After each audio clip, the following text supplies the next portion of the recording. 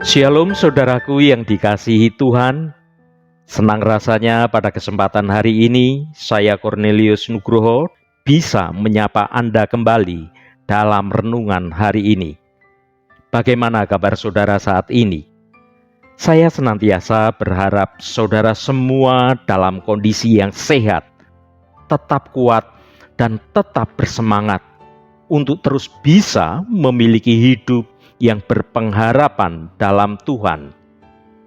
Renungan kita hari ini dengan judul Jangan Pura-Pura. Untuk mengawali renungan hari ini, mari kita berdoa terlebih dahulu. Allah Bapa yang Maha Pemurah, Engkau Allah Bapa yang kami sembah dalam nama Tuhan Yesus Kristus.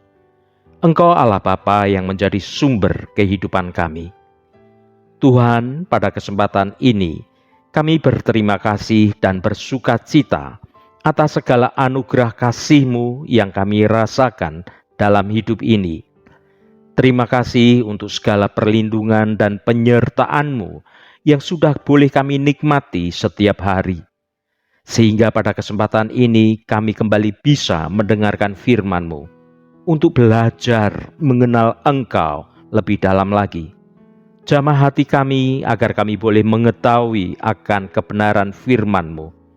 Dalam nama Tuhan Yesus Kristus, kami naikkan doa ini ke hadirat-Mu. Haleluya, amin. Saudaraku yang dikasihi Tuhan Yesus Kristus, kasih yang tidak pura-pura adalah kasih yang tidak didasarkan pada perasaan atau emosi semata. Tetapi kasih yang tidak pura-pura adalah kasih yang didasarkan pada keputusan untuk mencintai, untuk mengasihi orang lain, terlepas dari bagaimana mereka memperlakukan kita. Kasih yang tidak pura-pura adalah kasih yang sabar, tidak sombong atau angkuh, dan kasih yang penuh dengan hati yang murah. Kasih yang tidak pura-pura tidak melakukan yang tidak semestinya, tidak mencari keuntungan untuk dirinya sendiri, tidak mudah menjadi tersinggung, dan kasih yang tidak menyimpan kesalahan orang lain. Kasih yang tidak pura-pura selalu percaya, selalu berharap, dan selalu menjadi sabar. Jadi saudaraku, kasih yang tidak pura-pura adalah kasih yang sempurna. Kasih yang tidak pura-pura adalah kasih yang Allah miliki untuk kita. Ketika kita mengasihi orang lain dengan kasih yang tidak pura-pura, kita sedang menunjukkan kasih Allah kepada mereka yang tidak mengenal Allah kita. Dengan kasih yang seperti ini, kita membuat dunia menjadi lebih baik. Mari kita baca Roma pasal 12 ayat 9. Hendaklah kasih itu jangan pura-pura. Jauhilah yang jahat dan lakukanlah yang baik. Saudaraku yang terkasih, ada seorang teman mengeluhkan sikap rekannya yang menawarinya bergabung di sebuah bisnis multi-level marketing. Awalnya ia diperlakukan dengan sangat spesial. Sering ditelepon, sering dikunjungi, dan bahkan ditraktir diajak makan. Tetapi ketika ia memutuskan tidak bergabung menjadi anggota program bisnis itu, sikap rekannya mulai berubah secara drastis. Dingin setiap bertemu, tidak bersahabat, dan malahan terkesan bermusuhan. Ya saudaraku, banyak orang yang hidup secara munafik dan mengenakan topeng, tidak terkecuali orang yang mengaku sebagai anak-anak Tuhan. Mereka berbuat baik sebagai umpan. Mereka sebenarnya memiliki tujuan tertentu untuk kepentingan pribadinya. kasih mereka tidak tulus. Dan biasanya orang seperti ini memiliki batas waktu dan kesabaran. Ketika tujuan mereka tidak tercapai, karakter mereka yang sebenarnya akan terkuak. Sikap yang demikian dapat memecah belah jemaat, dapat memecah belah suatu hubungan, menjadi sandungan bagi banyak orang, dan tentu saja tidak menghormati Tuhan. Saudaraku, dari bacaan firman Tuhan ini, maka Rasul Paulus mendorong orang Kristen di Roma agar tidak berpura-pura dalam mengasihi. Karena kasih yang berpura-pura itu adalah sebuah kejahatan.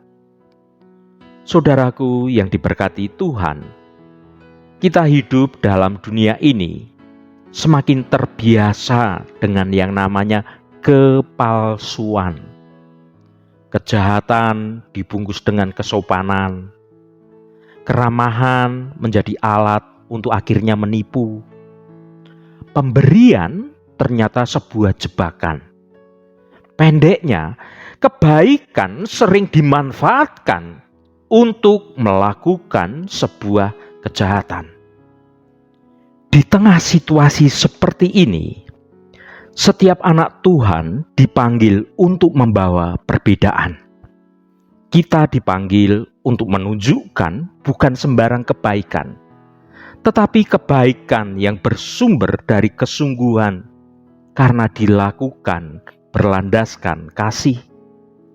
Dari hati yang penuh kasih, dari motivasi yang murni, karena semuanya dengan kasih yang tidak pura-pura, suatu kasih yang dilakukan dengan tulus. Apa yang dimaksud dengan kasih yang tulus? Apakah wujud yang nyata dari kasih yang seperti ini? Saudaraku, ada beberapa hal yang menarik tentang kasih yang tidak pura-pura ini yang perlu untuk kita perhatikan. Mari kita baca 1 Korintus 13 ayat 1-3. Sekalipun aku dapat berkata-kata dengan semua bahasa manusia dan bahasa malaikat, tetapi jika aku tidak mempunyai kasih, aku sama dengan gong yang berkumandang dan canang yang gemerincing. Sekalipun aku mempunyai karunia untuk bernubuat, dan aku mengetahui segala rahasia dan memiliki seluruh pengetahuan, dan sekalipun aku memiliki iman yang sempurna untuk memindahkan gunung, tetapi jika aku tidak mempunyai kasih, aku sama sekali tidak berguna. Dan sekalipun aku membagi-bagikan segala sesuatu yang ada padaku, bahkan menyerahkan tubuhku untuk dibakar, tetapi jika aku tidak mempunyai kasih, sedikit pun tidak ada faedahnya bagiku. Saudaraku, kasih adalah hal utama dan sangat penting dalam ajaran hidup kita sebagai anak-anak Tuhan. Rasul Paulus ingin menegaskan bahwa apapun yang kita lakukan, termasuk pelayanan kepada sesama, tidak akan bermakna tanpa kasih kepada sesama.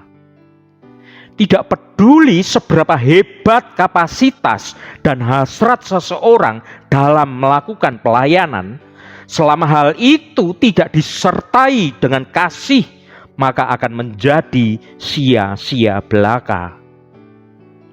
Saudaraku, ada banyak kerancuan tentang arti kata kasih atau cinta. Sebagian orang membatasi artinya hanya pada perasaan belaka. Semakin besar perasaan yang ada, dianggap semakin besar cinta atau kasih yang ada. Sebagian lagi menyamakan semua perbuatan baik dengan kasih, tidak peduli dengan dorongan apa yang ada di baliknya. Rasul Paulus di sini membicarakan tentang kasih yang tidak sembarangan kasih. Kasih yang dibicarakan oleh Rasul Paulus adalah kasih yang tertentu. Sebagai penutup renungan hari ini, saya Cornelius Nugroho mengajak Anda semua untuk mengasihi dengan hati yang tulus, karena ada manfaat yang besar di balik kasih ini. Manfaat yang pertama adalah kasih membuat kita bahagia. Ketika kita mencintai seseorang dengan tulus, kita merasakan kepuasan dan kedamaian yang tidak dapat ditemukan di tempat lain. Kita tahu bahwa kita telah menemukan sesuatu yang benar-benar berharga, dan itu membuat kita menjadi bahagia. Manfaat yang kedua adalah kasih membuat kita lebih sehat. Penelitian telah menunjukkan bahwa orang yang mencintai dan mengasihi dengan tulus memiliki tingkat stres yang lebih rendah, tekanan darah yang lebih rendah, dan sistem kekebalan yang lebih kuat. Kasih dapat membantu kita hidup lebih bersemangat dan lebih sehat. Manfaat yang ketiga adalah kasih membuat dunia menjadi tempat yang lebih baik, tempat yang lebih menyenangkan. Ketika kita mencintai dan mengasihi satu sama lain dengan tulus, kita menciptakan dunia yang lebih penuh kasih sayang, pengertian, dan toleransi. Kita membuat dunia menjadi tempat yang lebih baik bagi semua orang. Jika Anda mencari cara untuk meningkatkan hidup Anda, cara untuk menjadi lebih sehat, cara untuk membuat dunia menjadi tempat yang lebih baik, maka cobalah untuk mengasihi dengan tulus. Ini adalah salah satu hal terbaik yang dapat Anda lakukan dalam hidup Anda. Haleluya, amin. Mari kita tutup renungan ini dengan berdoa. Bapa Surgawi yang kami sembah dalam nama Tuhan Yesus Kristus, terima kasih atas firman-Mu yang sudah kami dengar pada kesempatan ini. Bapa, terima kasih untuk renungan hari ini. Kami belajar tentang kasih yang tulus. Kami tahu bahwa kasih ini adalah hadiah dari-Mu, dan kami bersyukur atas kasih-Mu yang tidak berkesudahan. Bapa, sungguh kami rindu untuk hidup dalam kasih yang tulus, seperti yang telah Engkau perintahkan kepada kami. Tolong bantu kami untuk mengasihi musuh kami, mengampuni mereka yang telah menyakiti kami, dan melayani mereka yang membutuhkan. Tolong bantu kami untuk melihat semua orang melalui mata kasih-Mu, dan untuk memperlakukan mereka dengan kebaikan dan penuh perhatian. Terima kasih Tuhan, segala hormat, pujian, dan ucapan syukur hanya bagi nama-Mu yang kudus. Saudaraku, bukalah hatimu dan tengadakan tanganmu. Terimalah berkat Tuhan. Tuhan memberkati engkau dan melindungi engkau. Tuhan menyinari engkau dengan wajah-Nya dan memberikan kasih karunia. Tuhan menghadapkan wajah-Nya kepadamu dan memberikan damai sejahtera. Berkat anugerah dari Bapa Surgawi, cinta kasih karunia dari Tuhan Yesus Kristus, dalam persekutuan dan penghiburan Roh Kudus, menyertai kita semua sekarang ini dan sampai selama-lamanya. Dalam berkat Tuhan Yesus Kristus. Haleluya, amin. Puji Tuhan, saudaraku semua, saya percaya firman Tuhan hari ini sudah menjadi berkat yang akan menuntun hidup kita semua. Roh Kudus senantiasa menolongmu dan menuntunmu hidup dalam jalan kebenaran Tuhan. Haleluya. Jangan lupa bagikan renungan ini pada saudara, pada teman, dan pada sahabat Anda, agar mereka diberkati juga melalui renungan hari ini. Sampai bertemu kembali. Shalom, Tuhan memberkati.